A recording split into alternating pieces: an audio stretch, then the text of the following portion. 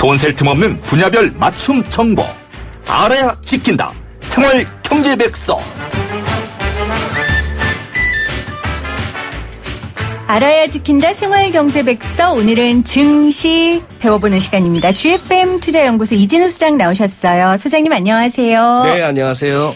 한 달 사이에 소장님은 삶의 변화가 있으셨어요? 삶의 변화? 네, 생활의 변화? 그런 걸 느끼기에는 조금 짧아요? 연식이 오래됐죠. 근데 제가 살아보니까요. 네. 별 변화 없는 삶이 제일 감사한 삶이더라고요. 맞습니다. 네, 네. 큰 사고 없이 지금 우리 강원도민들 너무 큰 사고로 그럼요. 큰 화재로 고통받고 계시잖아요. 참 무탈하다는 게 큰 복이다라는 생각을 요즘 합니다. 그렇죠? 우리가 일상을 갖다가 지루해하지만 그게 얼마나 감사한 게 맞습니다. 많은데요. 네. 매일매일 저는 스튜디오에 와서 앉아 있을 때마다 그 생각을 해요. 아무 일 없고 아프지 않으니까 제가 매일 와서 여기 앉아 있는 거잖아요. 네, 그럼요. 한 달 만에 소장님 얼굴도 뵙고요. 그런데 한 달 사이에 증시는 어땠는지가 궁금합니다. 한 달 사이에 증시는 별탈이 없었습니까? 변화가 있었습니까? 크게 말하면 별 탈이 없었죠. 네, 무탈했군요. 무탈했고. 네.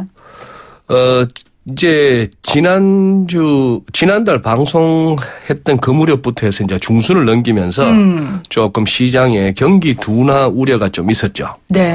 그런 게 있었는데, 딱 2분기 접어들면서 그냥 4월 1일부터 네. 달력이 바뀌자마자 이렇게 중국, 미국 할 것 없이 경제 지표들이 아주 좋게 나왔습니다. 그렇군요. 그러면서 또 지난 한 주 잘 달렸죠. 잘 달렸고 오늘 이제 4월 2주차가 시작되는데 조금 이렇게 힘이 딸리는 모습? 힘이 딸리는 모습. 그래서 뭐 좀 느낌상 그렇습니다. 오늘부터 또 이렇게 밤사이에 벌어지는 미국이나 유럽의 해외 증시 상황을 네. 조금 지난주는 좀 편안하게 주무실 수 있었다면은 네. 투자자 여러분들이 조금 이렇게 밤사이에 시장 상황, 시황에도 좀 관심을 기울여야 하는 또 하나의 변곡점이 임박했다는 느낌입니다. 변곡점이 임박했다. 그러니까 3월에는 어려웠지만 4월 달력이 바뀌면서 잘 달리다가 지금 두 번째 주 들어서 힘들어지고 앞으로 조금 더 지켜봐야 된다. 변곡점이 이제 뭐 두 가지 의미죠. 나쁜 네. 의미의 변곡점은 그동안 잘 달려오다가 꺾이느냐 하는 것이고 아니면 여기서 조금 다지고 숨고르게 하고 또 한 번 더 도약하느냐. 네. 뭐 두 가지 의미가 다 있겠습니다만 네. 그걸 확인하기까지가 한 며칠 걸릴 것 같아요. 네. 3월 달에 소장님께서 좀 경기 침체가 있다. 네, 미국에. 네. 근데 지금 말씀하신 것처럼 미국 노동부에서 고용 지표를 발표했는데 당초 예상치보다 상회했어요. 네. 경기 침체에 대한 우려도 줄었고 그리고 그 트럼프 미국 대통령이 중국과의 회담이 아주 성공적이었다면서 네. 뭐 아주 좋게 이야기를 해서 예. 중국과의 미중 갈등도 조금 봉합되나 이런 것들이 호재로 작용했을까요? 요즘 뭐 트럼프 대통령은 아주 뭐 주가 끌어올리기에 올인을 하고 있다고 볼 수 있습니다. 긍정적이에요. 아주 매사. 네. 네. 그분의 목표, 당면 목표 중에 제일 큰 목표는 그거겠죠. 이제 2년 반 가까이 돼 가는데 첫 임기에. 그렇죠. 통상 미국도 그렇잖아요. 남은 한 첫 임기에 1년 반 정도는 또 이제 재선을 앞두고 대통령 한 번 더 하기 위해서 또 네. 올인하는 네. 그거는 뭐 정치판에서야 어쩔 수 없는 생리인데 그게 또 제일 큰 문제인데 일단 뭐 한 곱이 넘었죠. 뮬러 특검으로부터 이제 면죄부를 받았고 그렇죠. 두 번째는 그러기 위해서는 주식시장이 좋아야 된다. 주가 오르면 사람들이 좋아하는 것다. 뭐 그런 생각. 그다음 세 번째는 금리가 좀 낮아야겠다. 뭐 그게 이제 그 트럼프 대통령의 트위터나 회견 내용을 보면은 그래야 경제도 살고 주식도 좋아지고 뭐 이렇게 얘기를 하고 그래서 국민들도 해피해지는 거 아니냐 하는데 제가 봐서는 그분 개인적으로 빚이 많아서 금리 낮은 게 좋은 것 같아요. 아이, 트럼프 대통령이 뭐 빚이 많아봤자 얼마나 있겠습니까? 빚 많으면 부자예요. 그렇죠. 빚 많으면. 빚만 잘 낼 수 있으면 다 부자예요. 근데 네. 진짜로 뭐 여담이지만 네. 제가 대출을 막 알아보니까 제 친구가 대출 받는 것도 능력이라고 하더라고요. 그거 빼고서면 안 됩니다. 뭐 상가 뭐 재개발 상가 이런 거 누구나 뭐 대출 받아서 사는 거 아니에요. 또 뼈있는 이야기 하시네. 네. 또, 네.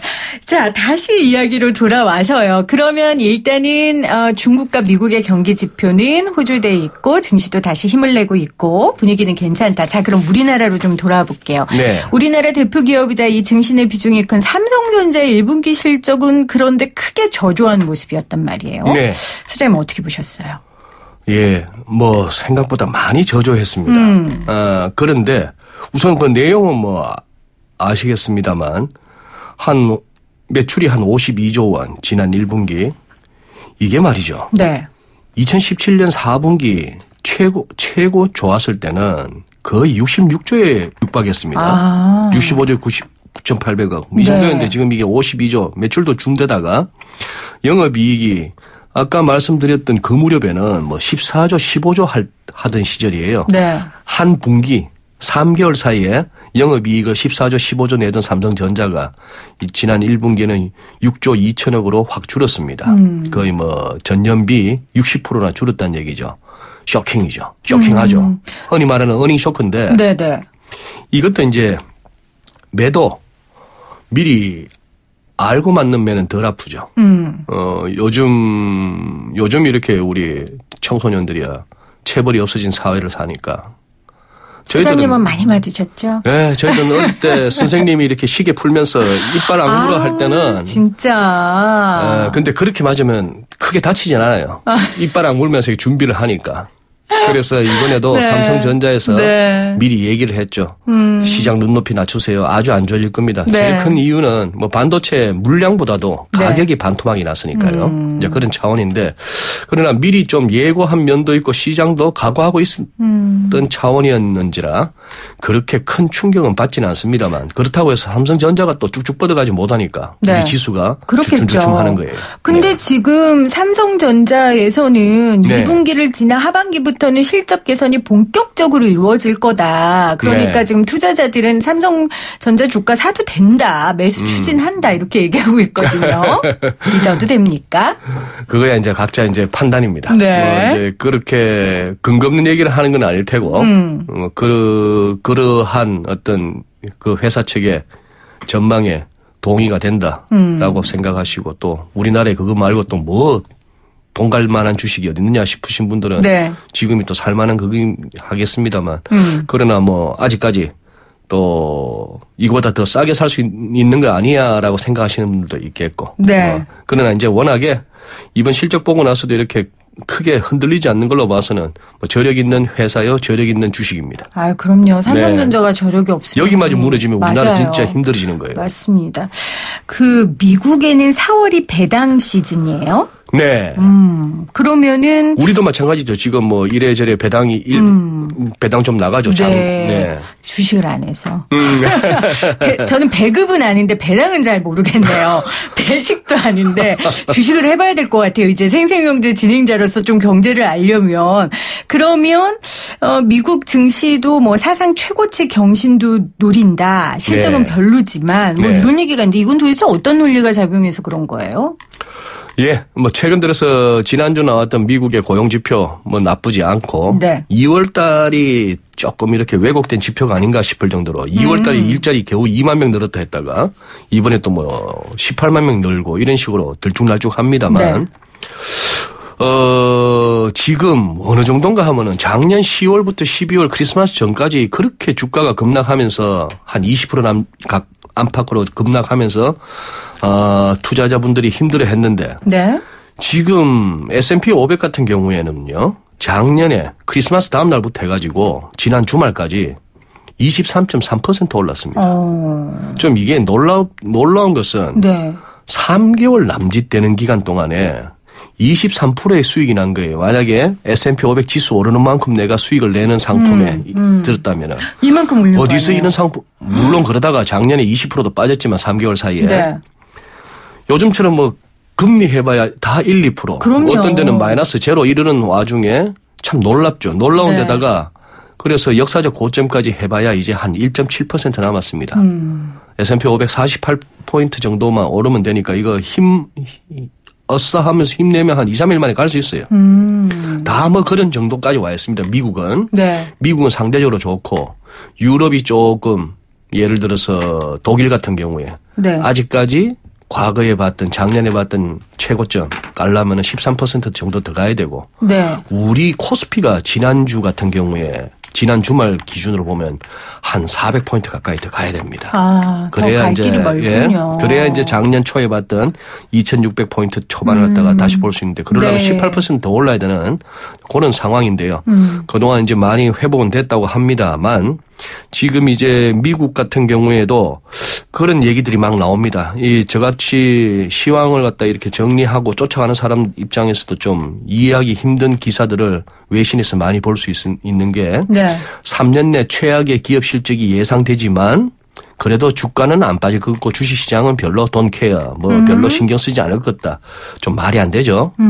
요즘 말 안 되는 얘기 많습니다. 트럼프 대통령 같은 경우에 툭하면 자랑 삼아 주가 올라요. 일자리 늘었어요. 경제지표 좋아졌어요. 기업들도 좋아요. 네. 이래놓고 나서 그렇게 경제 좋고 잘 되는데 왜 금리 내리라 하고 지난주에는 심지어 연준 보고 양적 긴축이 아닌 양적 완화해라 하는 소리까지 네. 할 정도로 굉장히 이율배반적인 그런 세상을 살고 하다 보니까 요즘 가끔씩 우리 청취자분들 들으시겠지만 MMT라 해서 현대 통화이론, 네. 모던 모니터리 티어리 뭐 이런 식으로 얘기를 하는데 그게 참 저같이 그래도 뭐 경제학 책 조금 대학 시절에 본 사람 입장에서는 조금 아노미 상태로 빠지게 됩니다. 예전에 배웠던 우리가 상식적으로 알고 있던 경제학의 기존 어떤 상식이나 틀을 완전히 바꾸는.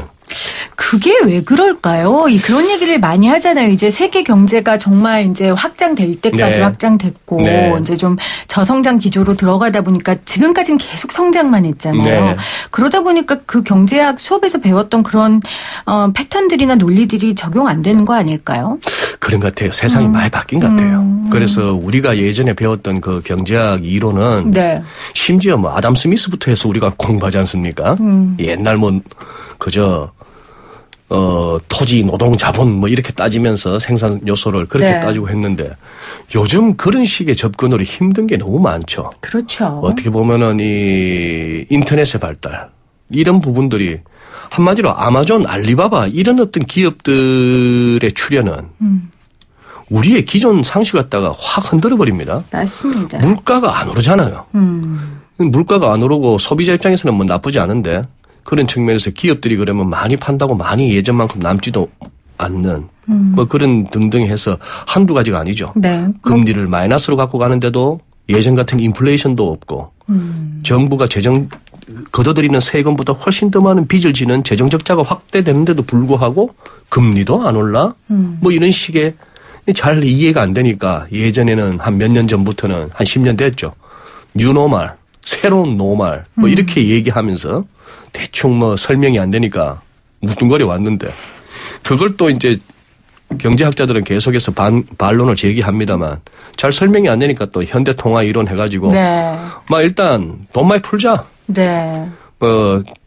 정부가 마음껏 이렇게 돈 찍어내도 인플레만 없다면 마구 찍어내자 이런 식으로 가는 세상.